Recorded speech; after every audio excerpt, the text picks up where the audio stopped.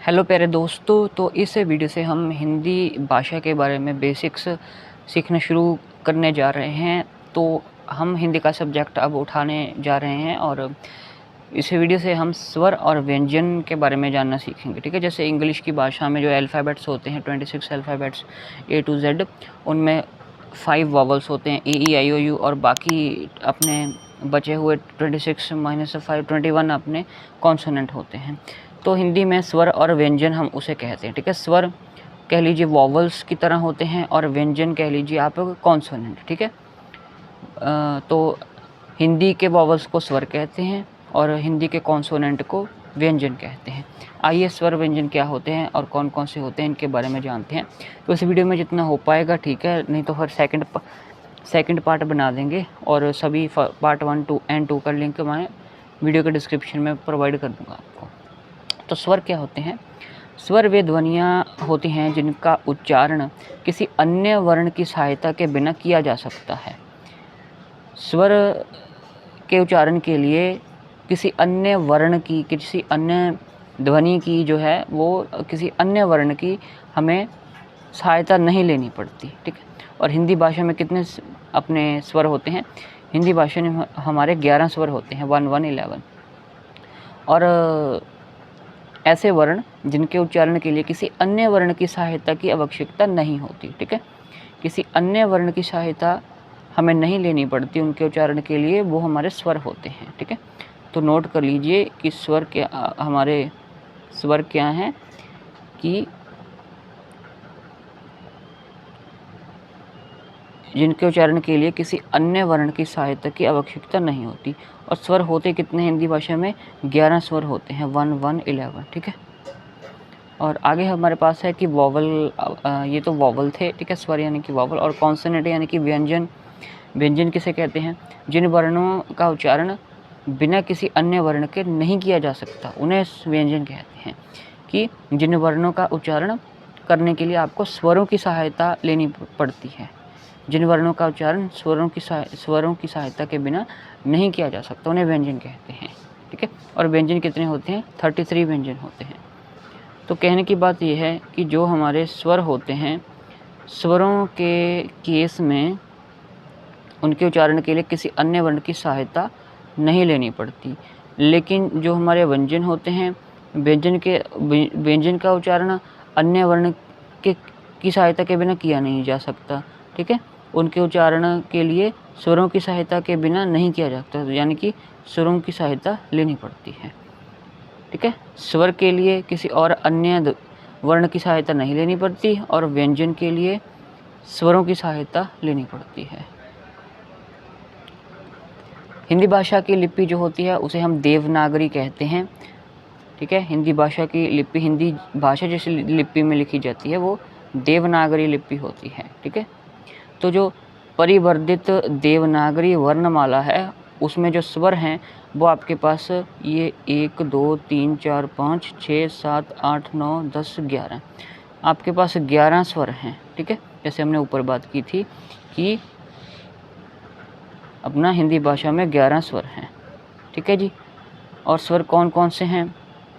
सबसे पहले स्वरों का हम नाम जान लेते हैं कि नाम क्या है स्वरों का। तो स्वरों का नाम है छोटा अ, बड़ा आ, छोटी ई, बड़ी ई, छोटा ऊ, बड़ा ऊ, री, छोटी ए, बड़ी ए, छोटा ओ, बड़ा ओ। ठीक है, ये तो नाम है इनका। अब इनकी ध्वनियाँ कैसी हैं? ध्वनियाँ इनकी ऐसी हैं कि अ, आ, ई, उ, री, ए, ओ।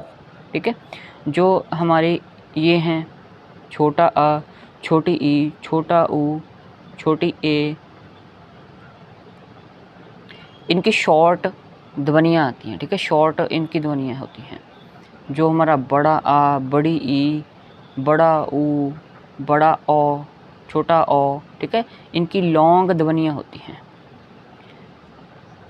तो इनकी मात्राएं भी होती हैं। ठीक है, मात्राएं भी होती हैं। जो छोटा अ है उसकी तो कोई मात्रा नहीं है। ठीक है, इसकी कोई मात्रा नहीं है छोटा अ की।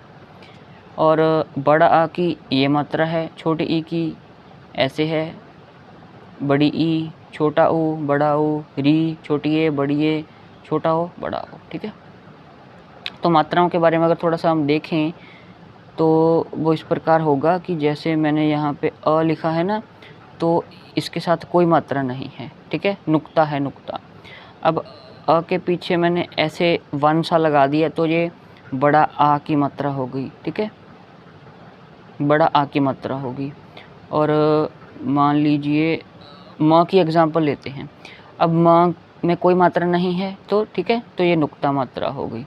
और म के पीछे राइट साइड की तरफ हमने वन लगा दिया तो ये बड़ा आ की मात्रा होगी। ठीक है, अब म के लेफ़्ट साइड पे हमने ऐसे लगा दी, ये छोटी ई होगी। पंजाबी में जिसको हम सियारी दी मात्रा कहने हैं। ठीक है, छोटी ई हो गई है। अब लेफ़्ट पे छोटी ई, राइट पे बड़ी ई होगी हमारी। ठीक है, पैर में ये छोटा ऊ की मात्रा हो गई, ये आपकी बड़ा ऊ की मात्रा होगी। ठीक है, और ये आपकी री की मात्रा होगी।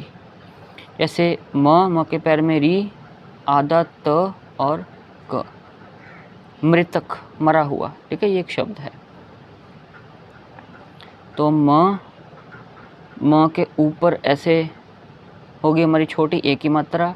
ठीक है, तो ठीक है, सिंगल छोटी ए, डबल बड़ी ए की मात्रा, नहीं हाँ, बड़ी ए की मात्रा। ठीक है, और उसके बाद राइट साइड पे ऐसे वन ड्रा करके सिंगल ऊपर मो, ये छोटे ओ की मात्रा। ठीक है, एक बार और ड्रा कर दिया हमने तो बड़े ओ की मात्रा। ये सभी मात्राएं हैं।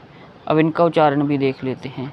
ठीक है, म के साथ कोई मात्रा नहीं है ना, तो इसका मतलब ये कि म के साथ अ लगा हुआ है। म और अ, म, ये छुपी हुई ध्वनि है। ठीक है, म, और यहाँ पे हमने छोटी ई लगा दी तो मी, बड़ी ई लगा दी मी। ठीक है, छोटा ऊ मु, बड़ा ऊ मू। ठीक है, री, मरी, म और री, मरी। ठीक है, और ये मे, छोटी ये मे, ये मैं, बड़ी ये मैं। ठीक है, ये छोटा ओ मो, और ये बड़ा ओ मौ। ठीक है, ये सभी मात्राएं और उनका उच्चारण है। और अ के ऊपर बिंदी, इसे हम अनुस्वार कहते हैं। अ के ऊपर बिंदी, और अ के ये राइट साइड पे कॉलन का साइन लगा हुआ है। ठीक है, दो बिंदियां लगी हुई हैं ना, इंग्लिश में ये COLON, कॉलन का साइन होता है, ऐसी दो बिंदियां। ठीक है, ये दो बिंदियां, कॉलन का साइन होता है इंग्लिश में, इसे हम बोलते हैं। तो अ के ऊपर बिंदी ये आपका अनुस्वार है। अ के बाद ऐसे कॉलन का साइन, दो बिंदियां, विसर्ग होता है। अ के ऊपर बिंदी, इसको हम प्रोनाउंस कैसे करते हैं? इसे हम प्रोनाउंस करते हैं अंग, ANG, अंग। ठीक है, अ के ऊपर जो बिंदी है अंग। और जो हमारा अ के बाद ये कॉलन है, इसे हम प्रोनाउंस करते हैं अह, AH, अह। ठीक है, इनके बारे में अगर हम और देखें तो इनके बारे में हम देख सकते हैं।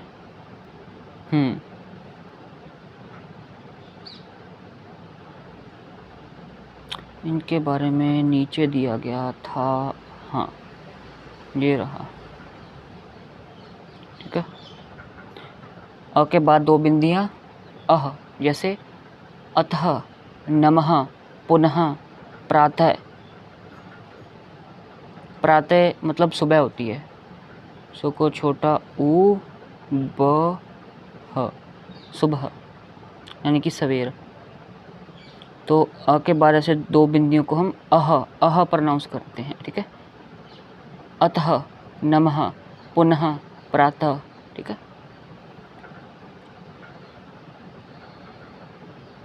और अ के ऊपर बिंदी को हम अंग प्रोनाउंस करते हैं। कभी कभी इसकी आवाज़ अन और अम भी निकलती है। ठीक है, एग्जाम्पल्स क्या हैं? अंग, प के ऊपर बिंदी च, पंच, अंच, अंग, अंच, अन। ठीक है, ये अन की आवाज़ निकल रही है। अ ऊपर बिंदी ग, अंग अंग, यहाँ पे अंग की आवाज़ निकल रही है। भंग, ठीक है, अंग, तंग, ये सभी अंग की आवाज़ है, ठीक है। कहीं पे अंग की, कहीं पे अन की। जैसे पंच, अंच, ठीक है, अन, पंच में अन की आवाज़ आ रही है और अंग भंग तंग में अंग की आवाज़। क्लियर?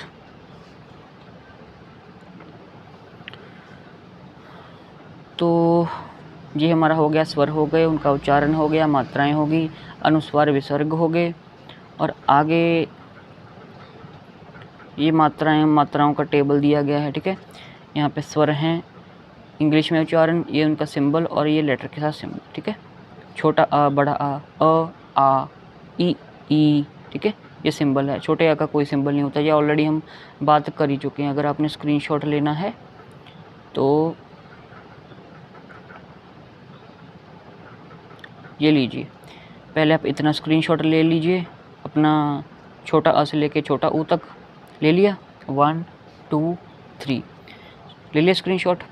अब आप छोटे ऊ से लेके बड़े ओ तक ये स्क्रीनशॉट ले लिए, 1 2 3 ले लिया, वेरी गुड। अब ये बचे हुए भी ले लीजिए, 1 2 3, चलिए जी। ये हमारे हिंदी वॉवल्स के सिंबल्स हैं, स्वर की मात्राएं हैं, ठीक है। स्वर हमारे पास कितने हो गए? 1 2 3 4 5 6 7 8 9 10 और ये 11 हैं, ठीक है। अ के ऊपर बिंदी और अ के बाद 2 बिंदियाँ, ये क्या होंगे हमारे? अ के ऊपर बिंदी अनुस्वार और अ के बाद 2 बिंदियाँ कॉलन आपके विसर्ग हो गए।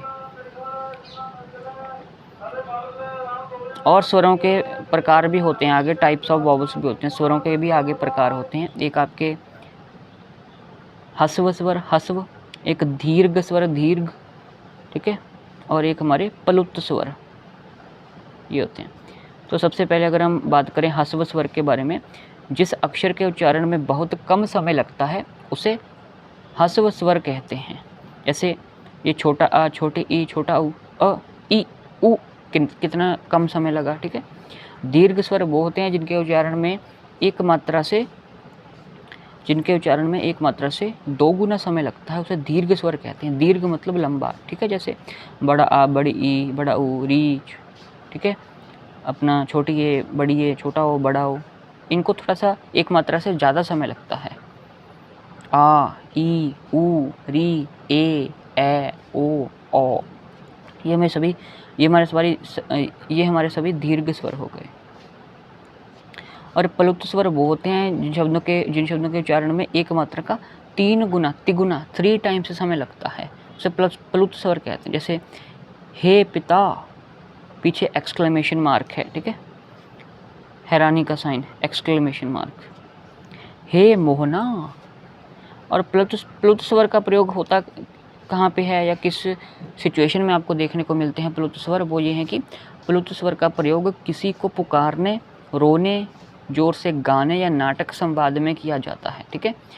जैसे किसी को पुकारने के लिए, जैसे ये हे मोहना, हैरानीजनक, हे पिता, ठीक है, ये एक संवाद हो सकता है।